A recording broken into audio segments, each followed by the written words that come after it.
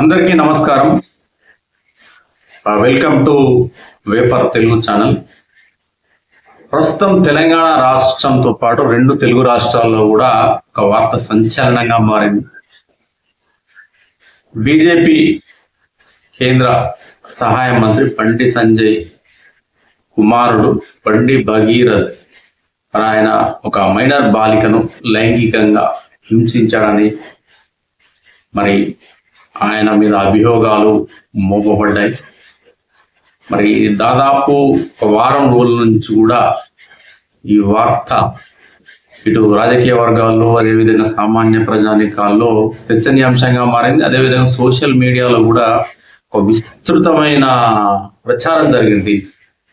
అంటే బండి సంజయ్ని విమర్శిస్తూ వీడియోలు రావడం, బండి సంజయ్ని అవమానిస్తూ వీడియోలు రావడం, ఆయన కొడుకు దోషి అంటూ శిక్షించాలని చెప్పేసి అనేక వీడియోలు రావడం సోషల్ మీడియాలో. ఇది మొత్తం మీద ఈ అంశం రాష్ట్ర ప్రభుత్వానికి కూడా తలనొప్పిగా మారింది. దీనిపైన రేవంత్ రెడ్డి కూడా మాట్లాడుతూ రాష్ట్ర ప్రభుత్వం నిష్పక్షపాతంగా వ్యవహరిస్తుంది, తప్పు చేసిన వారు ఎవరైనా సరే, సామాన్యుడైనా సరే, కేంద్ర మంత్రి తనయుడైనా సరే, ఎవరైనా చట్టం ముందు అందరూ సమానమే, ఖచ్చితంగా దీని మీద నిష్పక్షపాతమైన విచారణ దర్యాప్తు చేస్తామని చెప్పేసి కూడా ఆయన చెప్పడం జరిగింది. అదేవిధంగా బండి సంజయ్ కూడా ఒక సూచన కూడా చేయడం జరిగింది. ఆయన ఒక వేదిక మీద నుండి వాళ్ళ కొడుకును కూడా ఎక్కడ ఉన్నా మరి పోలీసుల ముందు హాజరుపరచాలని, మరి న్యాయ వ్యవస్థ మరి ఏదైతే ఉంటుందో ఆ విచారణ దర్యాప్తు న్యాయ వ్యవస్థ పరిధిలో ఉంటుంది కాబట్టి వాటికి లోబడి వ్యవహరించాలని చెప్పేసి కూడా ఒక ప్రజాప్రతినిధిగా ఆ బాధ్యత తీసుకోవాలని చెప్పేసి కూడా బండి సంజయ్కి సూచన ఇవ్వడం జరిగింది. మొత్తానికి మరి ఇట్లా నాటకీయ పరిణామమా లేకపోతే ఆయన పోయాడా, మొత్తం మీద బండి భగీరథ అరెస్ట్ కావడం జరిగింది. ఆయన మరి కోర్టు ఏదైతే మేడ్చల్ మెజిస్ట్రేట్ ముందు హాజరుపరచడం జరిగింది. ప్రస్తుతమైన రిమాండ్లో ఉన్నారు. అయితే ఇక్కడ పొలిటికల్ సెలబ్రిటీ బండి సంజయ్ ఒక పొలిటికల్ సెలబ్రిటీ. మన గతంలో ఆయన రాష్ట్ర బీజేపీ అధ్యక్షుడిగా పనిచేయడం జరిగింది. నేషనల్ స్థాయిలో ఒక పొలిటికల్ ఫిగర్ ఆయన.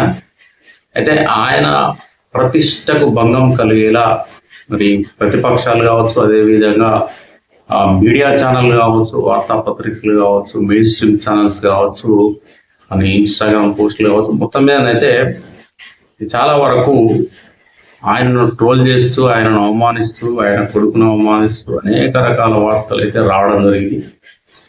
అయితే దీని మీద మరి ఆయన కోర్టుకు వెళ్ళినట్టున్నారు. మరి హైదరాబాద్ సివిల్ కోర్టు ఏదైతే ఉందో ఆ కోర్టు ఒక ఉత్తర్వును కూడా జారీ చేసింది. ఆ ఉత్తర్వు పేరేంటంటే గ్యాగ్ ఆర్డర్.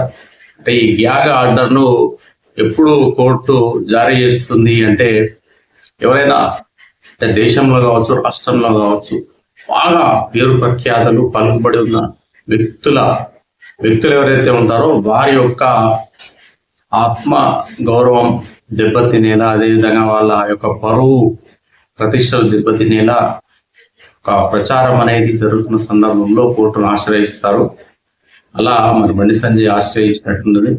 ఈ గ్యాగ్ ఆర్డర్ అయితే జారీ అయింది.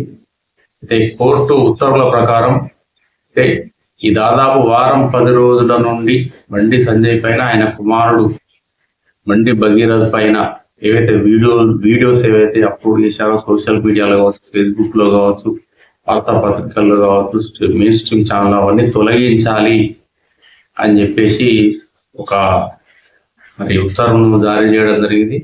ఇక మీదట కూడా మరి ఎలాంటి దీనిపైన సంచలన ప్రకటనలు, సంచలన వార్తలు అట్లాంటి ప్రచారం చేయకూడదని.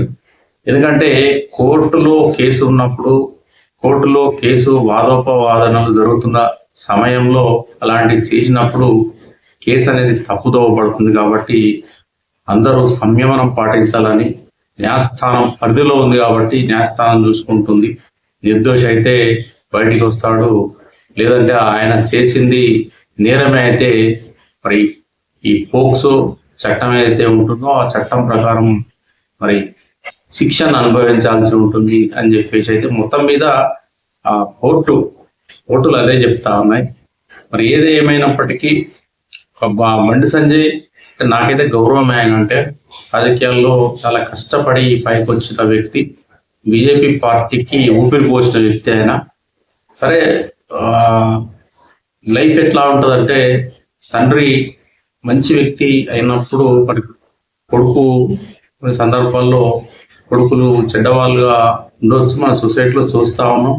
మరి బండి భగీరథ తప్పు చేశాడా లేదా అనేది మనం నిర్ధారించవద్దు, మనకు హక్కు లేదు. ఎందుకంటే పోలీస్ వ్యవస్థ ఉంది, న్యాయస్థానాలు ఉన్నాయి, చట్టాలు ఉన్నాయి.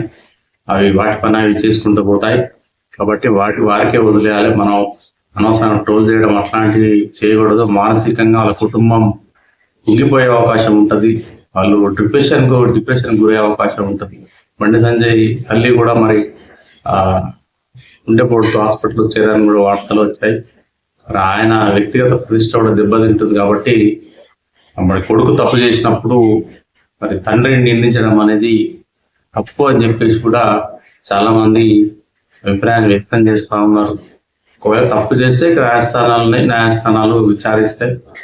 తప్పు చేసినప్పుడు నిర్ధారణ అయితే అది సామాన్యుడైనా లేదా సెలబ్రిటీ అయినా గొప్ప వ్యక్తి అయినా ఖచ్చితంగా చట్టం దృష్టిలో అందరూ సమానం కాబట్టి ఖచ్చితంగా చట్టమే పని చేస్తుంది అని చెప్పేసి కూడా బండి సంజయ్ కూడా చెప్పడం జరిగింది.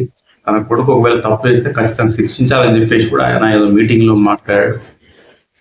రేవంత్ రెడ్డి కూడా చెప్పడం జరిగింది. దీనిపైన ఖచ్చితంగా విచారణ చేస్తామని చెప్పేసి దానికి సహకరించాలని చెప్పేసి బండి సంజయ్ కూడా ఆయన కూడా ఒక సూచన అయితే చేయడం జరిగింది. ఇక చూడాలి మరి కేసు ఎట్లా ఉండబోతోంది. నిజంగా బండి భగీరథ్ మరి అమ్మాయిని హింసించడం, ఆమె మైనరా కాదా, మరి వాళ్ళు ఏవైతే ఆరోపిస్తున్న అభియోగాలు నిజమెంత, ఇవన్నీ మనకు తెలియాలంటే ఖచ్చితంగా మరి ఆ విచారణ అనేది జరగాలి. జరిగిన తర్వాత ఈ కేసుకు సంబంధించి అనేక అంశాలు అయితే బయటకు వచ్చే అవకాశం ఉంది. ఇక్కడ ముఖ్యంగా నేను చెప్పేది ఏంటంటే రాజకీయ నాయకుల తల్లిదండ్రులు ఎవరైనా సరే, మినిస్టర్ పిల్లలైనా, ఎమ్మెల్యేల పిల్లలైనా, ఇంకా ఎవరైనా సరే, తల్లిదండ్రులు ఎవరైతే ఉంటారో వాళ్ళు సొసైటీలో గౌరవ మర్యాదతో ప్రతిష్టంతో బతుకుతూ ఉంటారు. కాబట్టి ఆచితూచి వ్యవహరించాల్సిన బాధ్యత వాళ్ళపైన ఉంటుంది. అదేవిధంగా మరి వారి యొక్క పిల్లలు కూడా మరి ఏం చేస్తున్నారు, మరి వారి యొక్క ప్రవర్తన ఏ విధంగా ఉందనేది కూడా ఖచ్చితంగా వాళ్ళు చెక్ చేసుకోవాలి. వాళ్ళు ఎప్పటికప్పుడు పిల్లల పైన శ్రద్ధ చూపించాలి. లేదా ఇలాంటి పరిణామాలు అనేవి చోటు చేసుకునే అవకాశం ఉంటుంది. కానీ నేరం చేశాడా లేదా అన్న విషయం పక్కన పెడితే అది సొసైటీలో పేరు ప్రఖ్యాతలు ఉన్న వ్యక్తులు ఎవరైనా సరే పిల్లల పట్ల చాలా జాగ్రత్త వహించి ముందు చూపుతో వెళ్తే ఇట్లాంటి దుష్ప్రచారాలు కావచ్చు, ఇంకేమైనా సంభవించకుండా ఉండే అయితే అవకాశం అయితే ఉంటుంది. ఇదండి మరి ఇప్పటి వరకు నా ఛానల్ని అయితే సబ్స్క్రైబ్ చేయని వారు సబ్స్క్రైబ్ చేయగలరని విజ్ఞప్తి.